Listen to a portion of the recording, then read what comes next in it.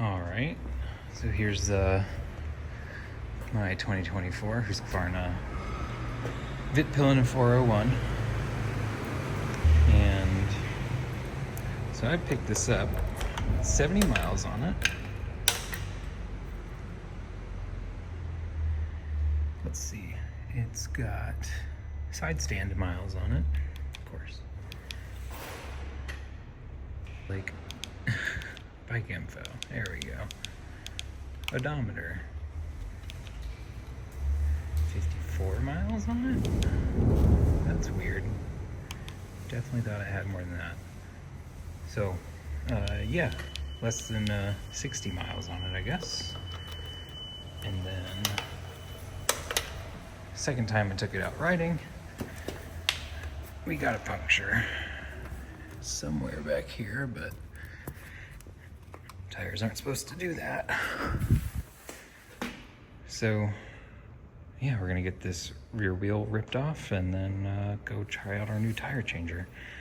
First things first, I gotta get this thing in the front stand and then lift the rear, and I'm gonna have to change or move some stuff around to make that work.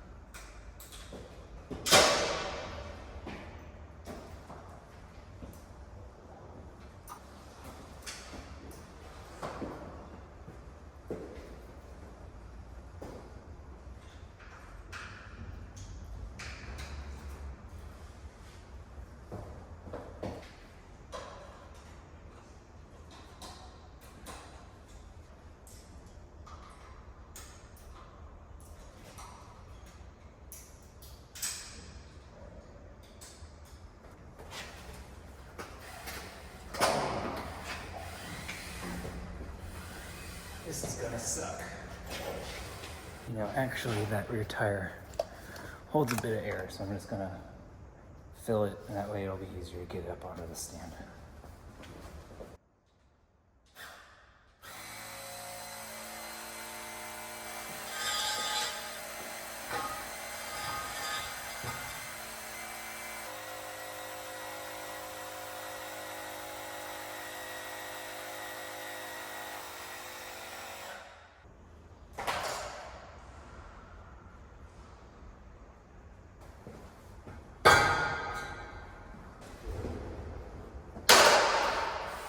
Also love that the brand new brakes on this thing are already very noisy. There you go.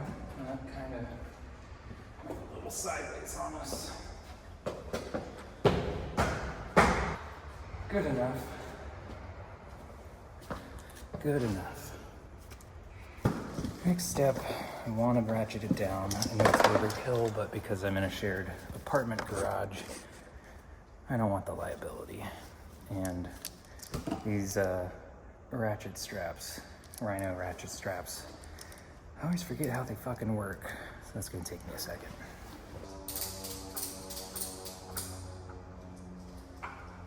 I apparently really suck at ratchet straps. Give me a second.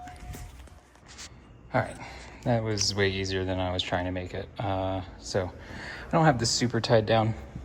I know I probably shouldn't go across this plastic fender, but again, I just wanted insurance in case while the rear wheel is off, some homeless person in the garage comes through and just decides to tip the bike over. All right, let's get the rear wheel off the ground.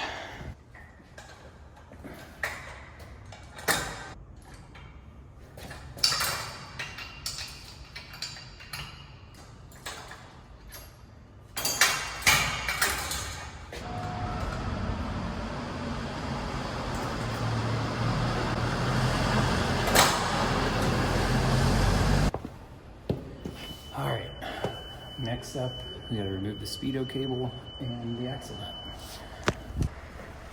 Manual says this should be 14.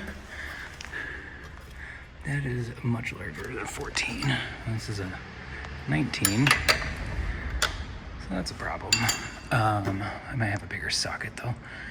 And then the speedo cable, it should be this guy right here. So let me get that figured out real quick. All right, so go figure the service manual gives you the M14. That's the stud. This is probably closer to 22, 23. I don't have that in my set here, but I do have 15 16ths, which fits pretty much like I would expect the proper socket to. So I'll break it with that. I think I should have a 22 or 23 inside. When I come back out after changing the tire, I'll bring the correct socket. So you get the speedo cable off.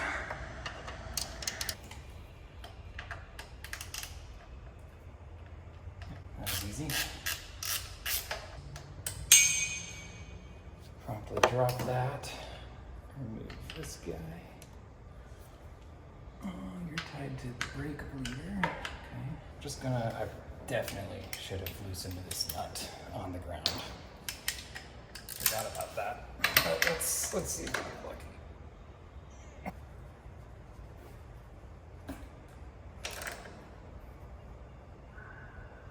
There we go. Got my printouts from the service manual. When I used to work on old beater bikes, I would just do it and make sure that everything was functioning. But because this is brand new and I'm going to sell it, hopefully this next week, we're going to do it by the book.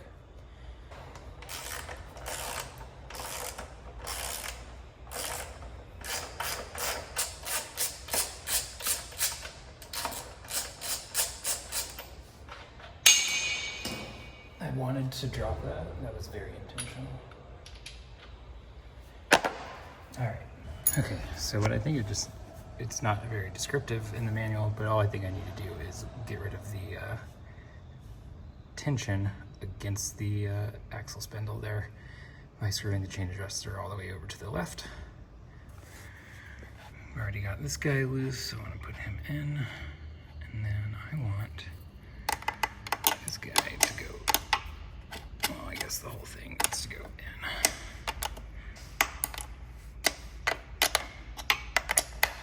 There we go. Okay.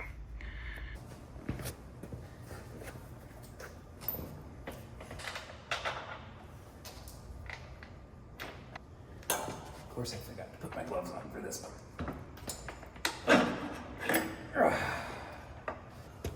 Note to self: bring something to put under this thing when we do it back. Put it back. That should be fine.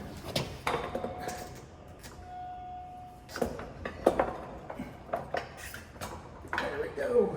She's free. And then I guess I have to go all the way back in to do the tire change. We're gonna just take this, put it through here. There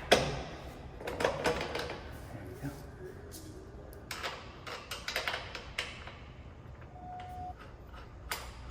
It'd help if I put the washer on first.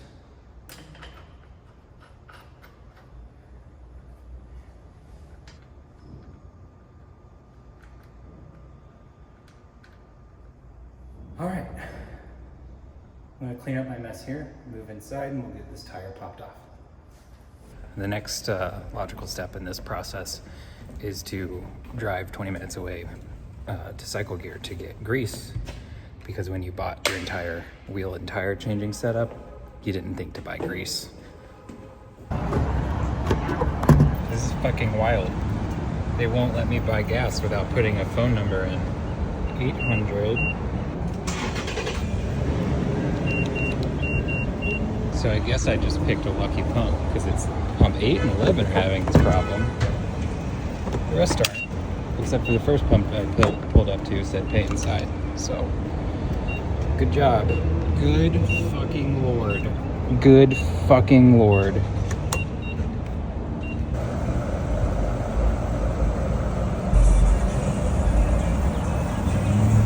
That is absolutely fucking wild. All right, so I'm back. We're in business. I got grease. First step is to clean the wheel and then put it on that thing. So I'm gonna go ahead and get to that.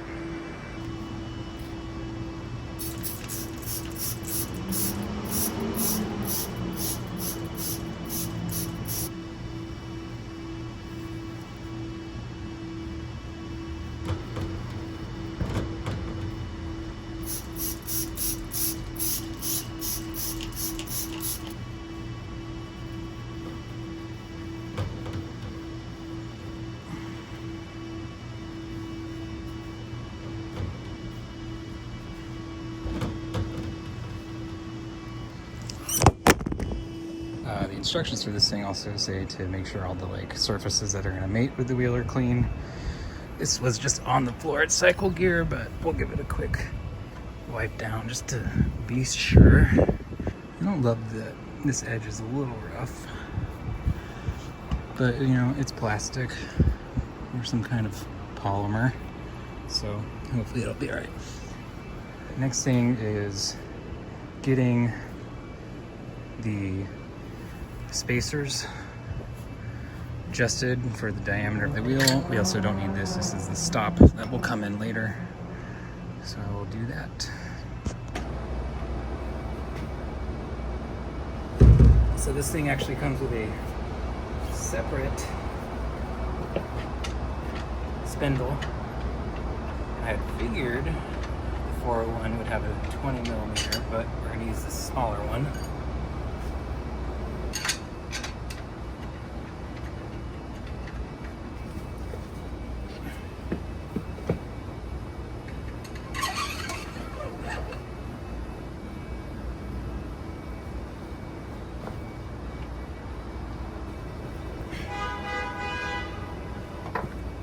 And now we have a bushing to help keep it centered, but I don't know if that's going to be super necessary. Yes, it is. All right, and then I need to remove the Schrader valve, or the valve core. I don't think it's actually a Schrader valve. So I got the world's smallest and probably easiest to lose because it's a dark color valve core removal tool.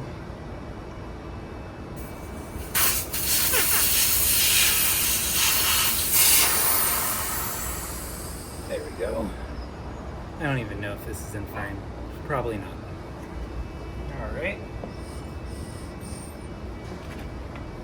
Reportedly, I just adjust the neck back here until we get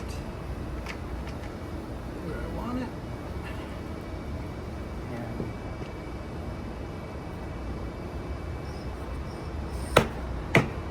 there we go.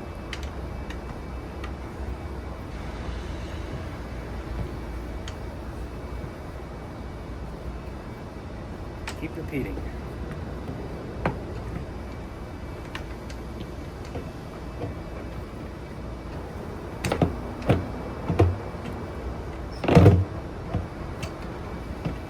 Alright, now we flip it over and do the other side.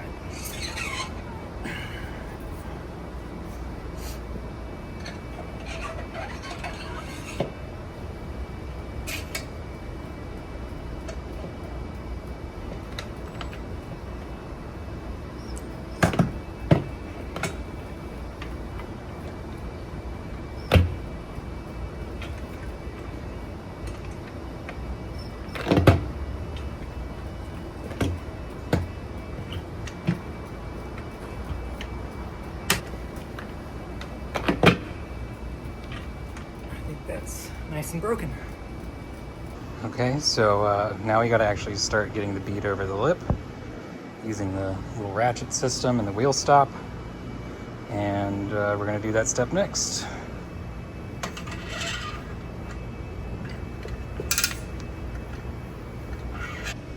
Okay, that wasn't as bad as I thought. I've just never done this before, so it felt like I was going to break something, but I didn't. So what you do, get this at the 6 o'clock position, get this out of your way, that helps, and have the wheel stop in there fork under, press down on this guide to keep the bead or the tire in the drop center, and then just slowly twist and pull down. Don't force it. And then it has this nice little hook right here. And then I should be able to just ratchet this guy out.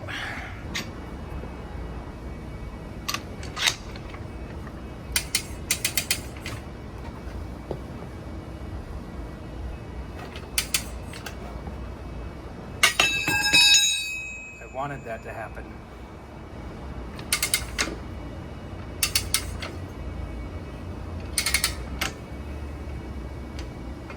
All right. So we've got the first bead broken, and that's free. And now I gotta look and see how I get the other side. Okay, so pretty much same process, but we're going through the tire now. I want this out of the way. We're gonna go through the tire, 6 o'clock position, tire iron behind that. Oh, that's much easier going this way. Motherfucker.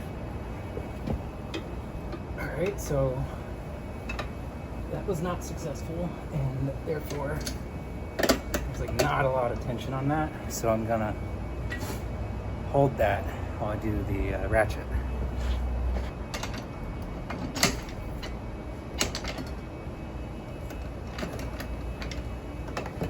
Oh, it's gonna break. Maybe not. Yeah, it did. Okay.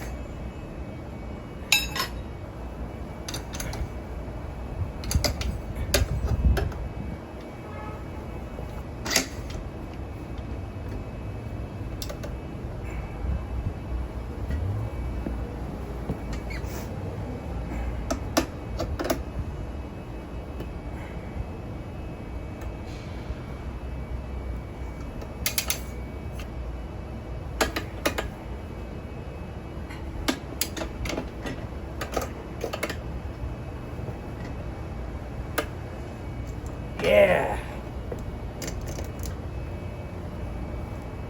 Why did I ever pay any shot to do this? I don't know, but I'll probably learn once I'm getting the second tire on, or the new tire. It's probably not in frame, but there's our puncture. All right, it's just too hot for me to do this hand film. We'll check in a little bit, but this is the new tire. Arrow on the tire, matching the arrow on the brake disc, so that's nice. Got the first side back on the rim, now I gotta do the second.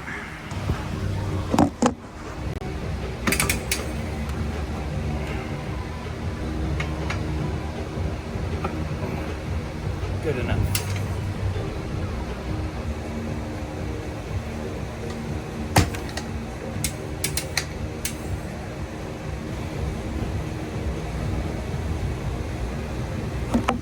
All right, so kind of like getting that first bead off or over the duck head.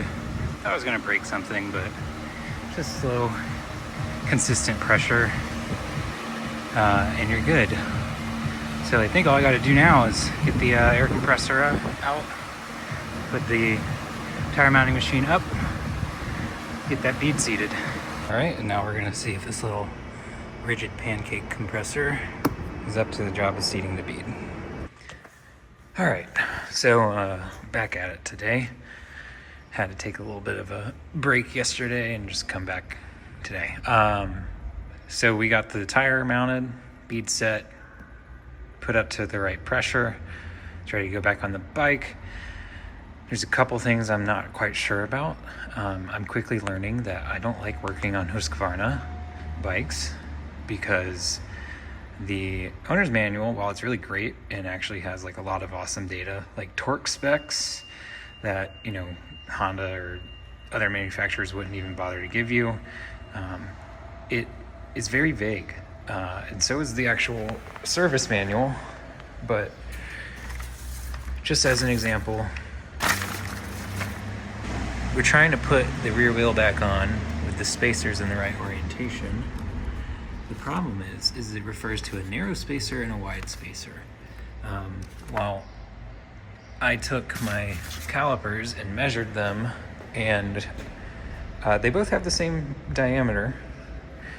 So this is one of the spacers here, and you can see it's sitting flush against the seal behind it.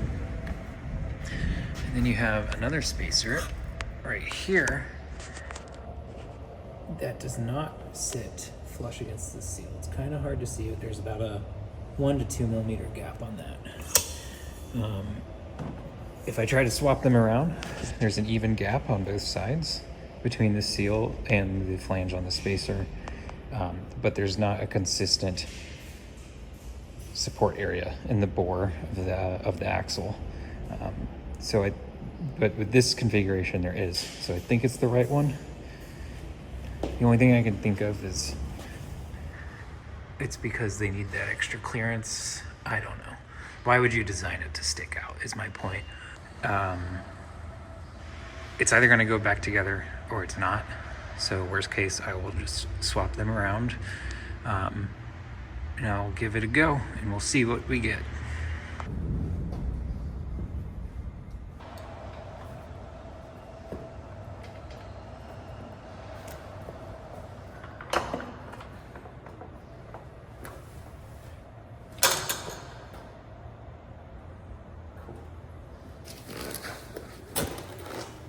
Gonna go ahead and clean and re-grease this axle.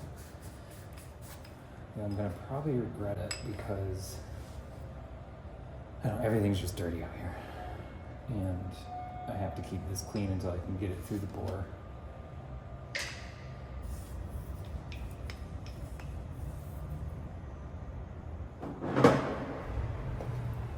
Have this spindle ready to go.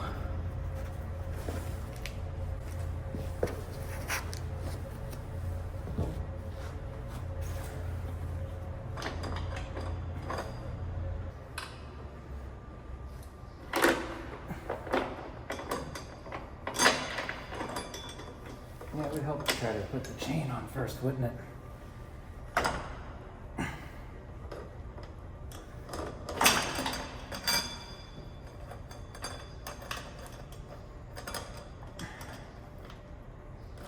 Go.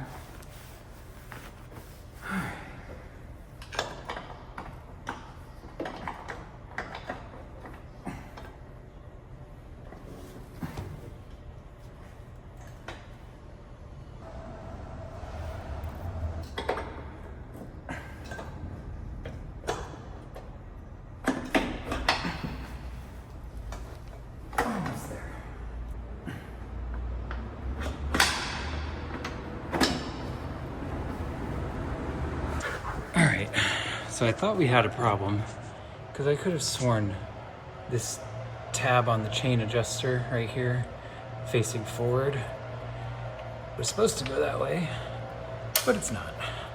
So simple enough.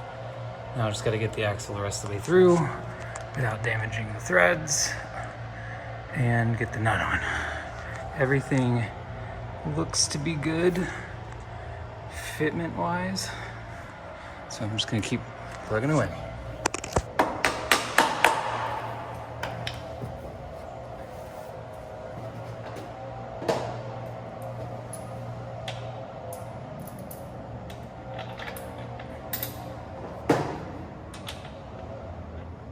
So I'm just getting the nut back on, but just finger tight and then backing off.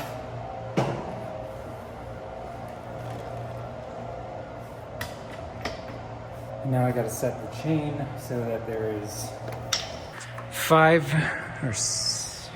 to 10 millimeters or 7 to 10 millimeters between the highest point and the swing arm. I'm just trying to think of how I best want to do that because, yeah, I don't know. We'll figure it out.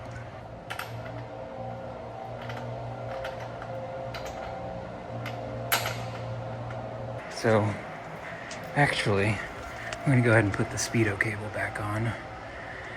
The manual says something like 7 foot-pounds. Yeah, I don't have a torque wrench that goes that low, so we're just going to bring in our friend Loctite 243 and get it in there. Best effort. Quarter turn past snug.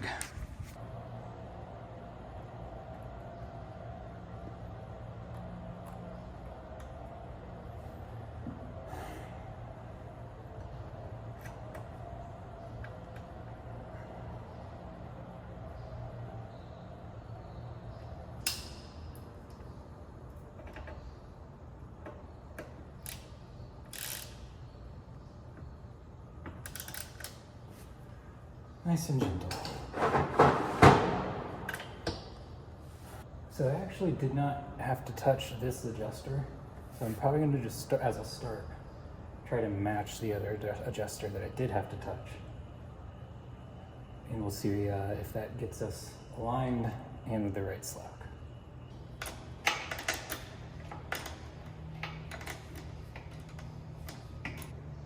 So that's about halfway between the second, third mark. I go double check. Oh, this side is actually halfway between, not halfway, maybe right under the third mark. Right over the third mark. Keep it going out.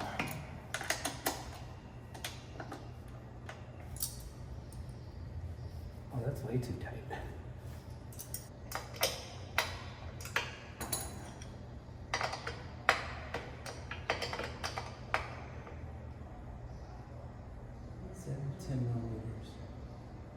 Part right below a nub. If that nub is even there. Yes, it is. All right. So that's at 3. I have the other side at 3. So that's 15. But man, that is tight. That is a very, very tight spec that they're recommending.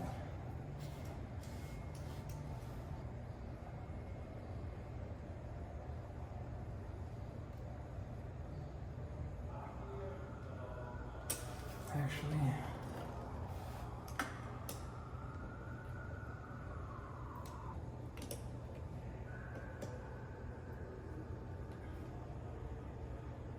that's actually pretty good.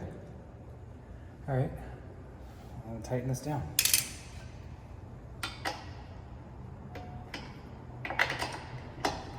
That's nice and locked.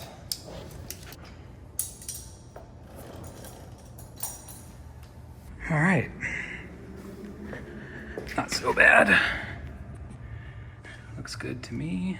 Got everything's flush in there.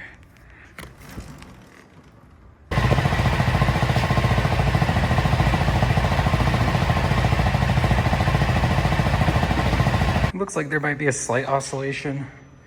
So given that I was within spec, I'm gonna just do one more try of making sure that we're equal left and right, and then take it for a spin around the garage. All right, just took it for a test ride. Everything fine, bike feels great. All in all, it's really not that bad of a bike to work with. Just wish their documentation was a little bit better. But yeah, she's good to go, ready to be sold.